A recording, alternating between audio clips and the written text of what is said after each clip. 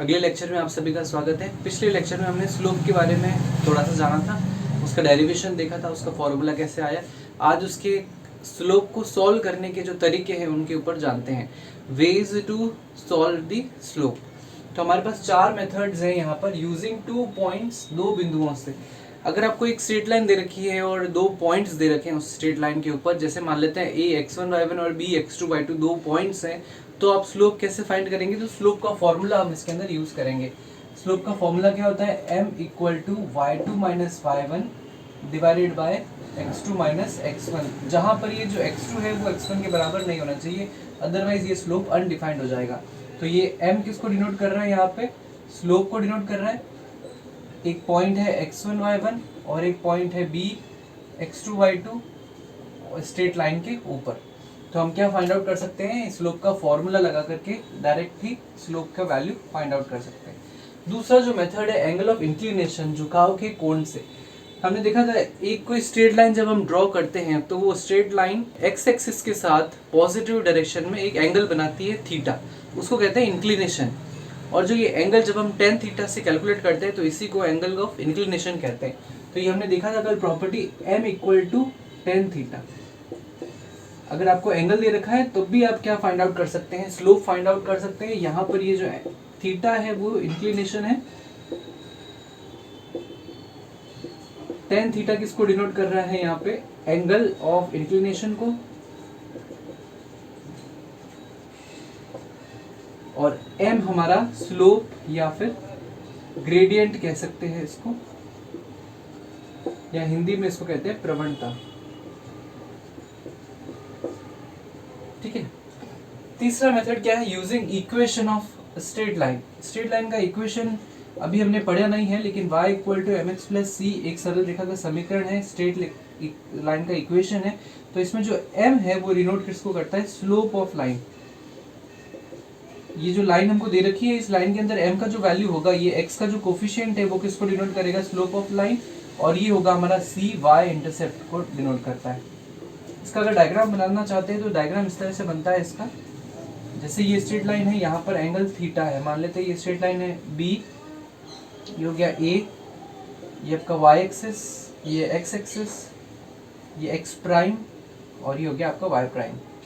तो ये जो एंगल बना रहा है ये है आपका tan थीटा, और इस लाइन का जो इक्वेशन हम मान रहे हैं वो है y equal to mx plus c।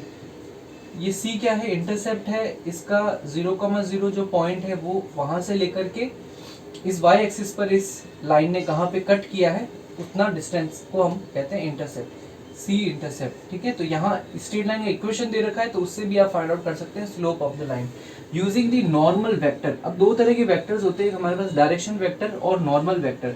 इसके अंदर जो हमारा इक्वेशन होगा स्ट्रेट लाइन का वो होगा ax plus by plus c equal to 0। ये भी एक स्ट्रेट लाइन का जनरल इक्वेशन है। ये भी हम जब स्ट्रेट लाइन्स पढ़ेंगे उसके अंदर आगे हम इसको डिनोट करेंगे। इसको सॉल्व करने के हमारे पास दो तरीके हैं। या तो हम यहाँ पर y equal to mx plus c, ये जो इक्वेशन है इससे इसको कंपेयर करके यहाँ पे y का वैल्यू निकाल सकते हैं। तो हम कैसे निकालेंगे? देखिए यहाँ पर हमारे पास सिर्फ y है, उसके अलावा जितने भी वेरिएबल्स हैं या कॉन्स्टेंट्स हैं उन सबको सिर्फ भेजना है। तो ये बी वाई को हम इधर रख रहे हैं, इसको इस फॉर्म में कन्वर्ट कर रहे हैं। कन्वर्ट करने के लिए बी वाई को इधर रखा है, minus of A X minus of C, बाकी को उधर भेजा। y equal to minus A by B X minus C by B. जब आप इस इक्वेशन को इससे कंपेयर करेंगे तो ये x के साथ जो कोफिशिएंट है वो क्या है? हमारा स्लोप है। तो m इक्वल टू कितना आ जाएगा? Minus of a by b. उसी तरह से ये जो c है, यहाँ पे प्लस का साइन है या माइनस का साइन है, c इक्वल टू क्या हो जाएगा? Minus of c by b. तो यहाँ से भी हम स्लोप फाइंड आउट कर सकते हैं और y इंटरसेप्ट भी फाइंड आउट कर सकते हैं। इसको करने का एक और तरीका है नॉर्मल वेक्टर को, ये जो x के साथ जो कोफिशिएंट होता है इसको हम डायरेक्टली लिख सकते हैं। ये होता है minus of x coefficient divided by y coefficient. तो माइनस x के साथ कोफिशिएंट कितना है? a, और y के साथ कोफिशिएंट कितना है? b। तो भी स्लोप आपका माइनस ए बाई बी ही आएगा, यहाँ पर भी स्लोप आपका माइनस ए बाई बी ही आएगा। लेकिन एग्रीकल्चर के अंदर वेक्टर हमारे सिलेबस में नहीं है, तो एग्रीकल्चर के स्टूडेंट्स को अगर ये नहीं समझ आता है तो वो आप इस मेथड से कर सकते हैं। ये काफ़ी इजी मेथड है। तो इन पे हम एक एक एग्जांपल्स देखिए। हमको यहाँ पे 2 पॉइंट दे रखे हैं a1,2 एंड b3,1 और पूछा है कि इसका स्लोप फाइंड आउट कीजिए। जब भी 2 पॉइंट्स दे रखे हो तो हम स्लोप का कौन सा फॉर्मूला लगाएंगे, m equal to y2 minus y1 upon x2 minus x1। ये हमारा हो गया x1 y1, ये हो गया x2 y2। इसमें वैल्यूज रख दीजिए y2 minus y1 divided by x2 minus x1। ये कितना हो जाएगा, माइनस का 1 एंड माइनस का 1/2। तो ये हमारा स्लोप आ गया -1/2। इसमें दे रखा है क्वेश्चन के अंदर टेंस। देखिए ये क्वेश्चन क्या दे रखा है, if theta equal to 0 with positive x axis, कोई स्ट्रेट लाइन है जो पॉजिटिव x एक्सिस के साथ थीटा 0 डिग्री बनाती है, then find the slope of the line. तो स्लोप हम कैसे निकालते हैं, m equal to tan theta, और tan थीटा का वैल्यू कितना दे रखा है, 0 डिग्री। tan 0 पे वैल्यू कितना होता है, 0 होता है। तो यानी इसका स्लोप कितना आ रहा है, m इक्वल टू 0 आ रहा है। यानी ये जो लाइन आएगी वो किसके पैरेलल आएगी, स्ट्रेट लाइन। ये जो स्ट्रेट लाइन होगी किसके पैरेलल होगी, समांतर होगी। Straight line parallel to x axis, x अक्ष के समांतर होगी ये सरल रेखा, क्योंकि इसका स्लोप क्या है, m इक्वल टू 0 है। अभी इस पर हम और बात करेंगे।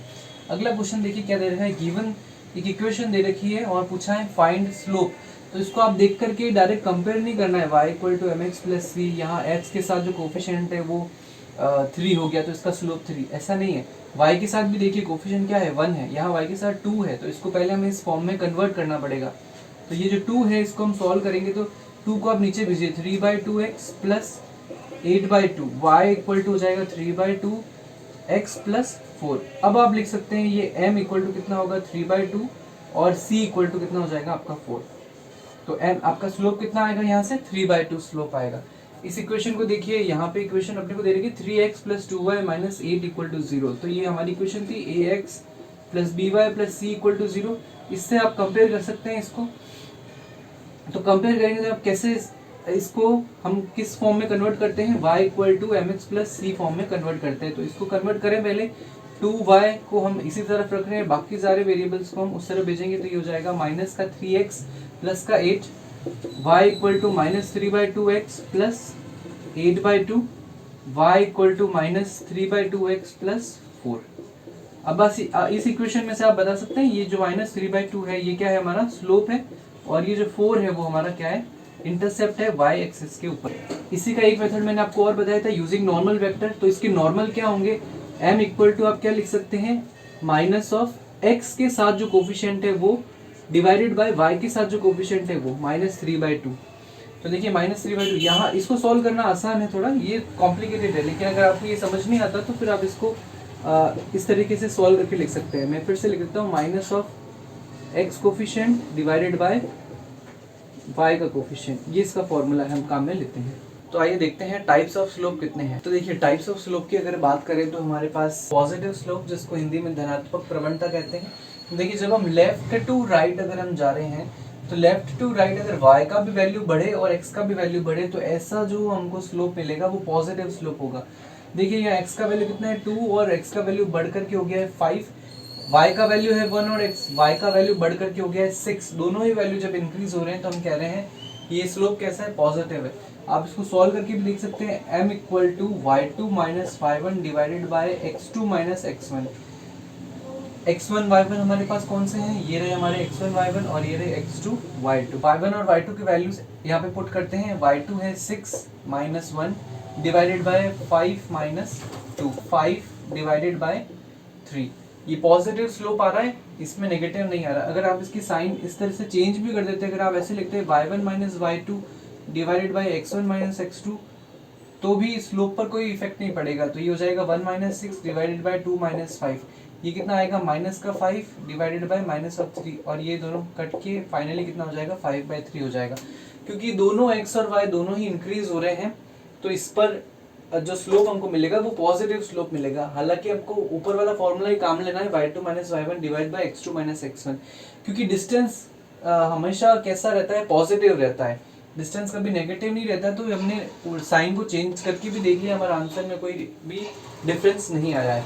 अब हम नेगेटिव स्लोप के लिए देखते हैं। देखिए नेगेटिव स्लोप का मतलब क्या है, जब आप लेफ्ट टू राइट मूव करेंगे तो आपकी जो x की वैल्यू होगी वो तो इंक्रीज होगी, लेकिन y की वैल्यू क्या होगी, डिक्रीज होगी। देखिए y की वैल्यू यहाँ पे कितनी है 7 और यहाँ y की वैल्यू कितनी हो गई 1 हो गई, जबकि x की वैल्यू 2 थी और x की वैल्यू इंक्रीज हो गई, कितनी हो गई 6 हो गई। अगर इसमें आप स्लोप का फॉर्मूला लगाते हैं m equal to y2 minus y1 divided by x2 minus x1, मान लेते हैं ये हमारा x1 y1 है और ये x2 y2 है, तो आप क्या लिखेंगे 7 minus of 1 divided by 2 minus 6, तो it will be 6 divided by minus of 4 जो कि हो जाएगा माइनस ऑफ 3/2। तो आप देख रहे हैं स्लोप इसके अंदर आपको कैसा मिल रहा है, नेगेटिव स्लोप मिल रहा है, तो ये स्लोप कैसा है इसके अंदर नेगेटिव। आइए तीसरे के लिए बात करते हैं, जीरो स्लोप या स्लोप ऑफ हॉरिजॉन्टल लाइन। एक ही बात है, हॉरिजॉन्टल लाइन का मतलब है वो किसके पैरेलल होगी, क्षैतिज रेखा जिसको कहते हैं हम हिंदी में, वो पैरेलल होगी एक्स एक्सिस के। तो ये एक्स एक्सिस के अंदर क्या होगा, राइज इसका क्या होगा, राइज अपॉन रन से हम लिखते हैं, एम को हमने देखा था किससे डिफाइन करते हैं, राइज अपॉन रन। तो इसमें राइज 0 है क्योंकि ये पैरेलल है ना लाइन, तो इसमें हमारे पास राइज कितना है 0 हो गया। देखिए इसको सॉल्व करके देख लेते हैं, y2 minus y1 divided by x2 minus x1। मान लीजिए ये हमारा x1 y1 है और ये हमारा x2 y2 है, तो आप वैसे ही देख सकते हैं ये y1 माइनस y2 तो 0 ही हो जाएगा क्योंकि दोनों के वैल्यू कितने हैं 4 माइनस 4 है और 5 माइनस 1 है, तो ये 0 हो गया, तो ये पूरा ही 0 हो जाएगा। यानी इसका स्लोप कितना आएगा, जो भी लाइंस पैरेलल होगी किसके, हॉरिजॉन्टल एक्सिस के यानी एक्स एक्सिस के, तो उन सभी का स्लोप कितना होता है 0 स्लोप होता है। चौथा देखते हैं अनडिफाइंड स्लोप या फिर slope of a vertical line. एक लाइन पैरेलल है किसके, अब y एक्सिस के पैरेलल है, ये तो x एक्सिस के पैरेलल था, ये y एक्सिस के पैरेलल है, इसका मतलब इसके अंदर रन हमने कितना कर दिया है 0 कर दिया है। तो m equal to rise upon run equal to y2 minus y1 divided by x2 minus x1। मान लेते हैं ये हमारा x1 y1 है और ये हमारा x2 y2 है, तो इसको आप सॉल्व करेंगे तो कितना आएगा y2 minus y1 4 minus 1 divided by 2 minus 2। तो देखिए ये ऊपर तो 3 आ गया लेकिन नीचे 0 आ गया। डिविजन बाय 0 क्या देता है, अनडिफाइंड है। 1/0 का मतलब हम वैसे तो इनफाइनाइट लिखते हैं जो कि एक अनडिफाइंड है, जो कि काउंटेबल नहीं है, तो ये हमारा स्लोप इसका कितना आ जाएगा, अनडिफाइंड आ जाएगा। यानी जो भी लाइन पैरेलल होगी y एक्सिस के तो उनका सबका स्लोप कितना हो जाएगा, अनडिफाइंड हो जाएगा। यहाँ कंडीशन क्या है हमारी, रन इक्वल टू 0। रन कैसे कैलकुलेट किया जाता है, एक्स एक्सिस के अलोंग कैलकुलेट किया जाता है। इस लाइन में अगर मुझे Q से P तक जाना है पॉइंट, तो एक्स एक्सिस के अलोंग मुझे ट्रेवल ही नहीं करना पड़ेगा, सीधा मैं Q से P तक जा सकता हूँ क्योंकि ये एक स्ट्रेट लाइन है। तो इसका x2 माइनस x1 जब हम कर रहे हैं तो कितना आ रहा है, 0 आ रहा है, यही कंडीशन मैंने यहाँ लिखी है। तो हमारा जो स्लोप होगा वो क्या हो जाएगा, अनडिफाइंड हो जाएगा। तो ये 4 हमारी कंडीशंस हैं, इसके अलावा 2 कंडीशंस और हम देखते। तो देखिए अभी तो हमने एक लाइन के स्लोप की बात करी, अब अगर हमारे पास 2 लाइंस आ जाएं तो फिर हम उसका स्लोप, उनकी रिलेशन कैसे फाइंड करते हैं वो देखते हैं। देखिए slope of parallel lines, 2 line मैंने यहाँ पे ड्रॉ करी है, एक लाइन है AB और एक लाइन है CD। ये दोनों आपस में पैरेलल है और ये एंगल बनाती है θ1 और θ2। इन लाइन की इक्वेशन है y equal to m1x plus c1 और लाइन 2 का जो इक्वेशन है y equal to m2x plus c2। ठीक है, अब हमारे पास गिवन क्या है, AB जो है वो पैरेलल है CD के, तो हम कह रहे हैं जो इंक्लाइंड एंगल्स होंगे उनके क्या क्या मान रहे हैं, θ1 और θ2 उनके इंक्लाइंड एंगल्स हैं, यानी वो एंगल किस एक्स एक्सिस के साथ कितना बना रहे हैं, θ1 θ2 एंगल बना रहे हैं एक्स एक्सिस के साथ। अब हम कह रहे हैं कि ये जो एंगल है, क्योंकि ये दोनों लाइंस क्या है, पैरेलल है, तो ये जो एंगल होंगे θ1 और θ2 वो दोनों इक्वल होंगे। अगर ये दोनों इक्वल होंगे एंगल, तो इनका जो स्लोप आएगा, क्योंकि हमें पता है कि स्लोप का फॉर्मूला क्या है, m equal to tan theta. हम कह रहे हैं 2 लाइन के जो एंगल्स हैं दोनों एंगल सेम है, तो m भी तो सेम आएगा दोनों का, तो हम कह रहे हैं m2 इक्वल टू m1। तो ये स्लोप ऑफ पैरेलल लाइंस हमेशा कैसे रहते हैं, दोनों के इक्वल होते हैं। जो पैरेलल लाइंस होती है उनकी स्लोप हमेशा इक्वल होते हैं। उस तरह से सेकंड कंडीशन क्या है, slope of a perpendicular line, जो लंबवत सरल रेखाएं हैं, यानी 2 लाइंस एक दूसरे को काट रही हैं, कितने डिग्री एंगल पर, 90 डिग्री एंगल कहाँ बन रहा है, इनके इंटरसेक्शन पॉइंट पे। मान लीजिए ये इंटरसेक्शन पॉइंट अगर P है, तो ये P जो है एंगल कितना है यहाँ पे 90 डिग्री का एंगल है, लेकिन ये एक्स एक्सिस के साथ एंगल कितना बना रही है, एक लाइन AB है जो एंगल बना रही है θ1 और इसका इक्वेशन क्या है, y equal to m1x plus c1, और एक दूसरी लाइन है CD जो एंगल बना रही है θ2 और इसका इक्वेशन है m2x प्लस c2। अब हमें फाइंड करना है इन दोनों लाइंस के बीच में रिलेशन को, और हमारा जो पॉइंट ऑफ इंटरसेक्शन है, जो प्रतिच्छेदन बिंदु है, वो 90 डिग्री एंगल पे बना रहा है।